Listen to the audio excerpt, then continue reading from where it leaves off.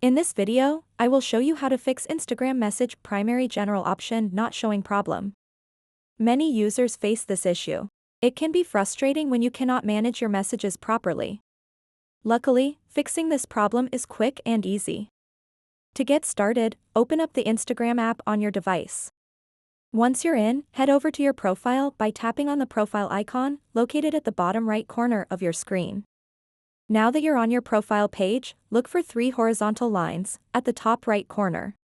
Tap on it. This will take you to your settings and activity page.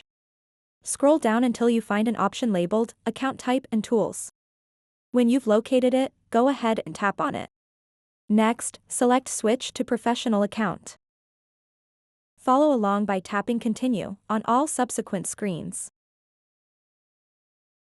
Now it's time to choose a category that best represents what you do or who you are. After selecting one, simply tap Done.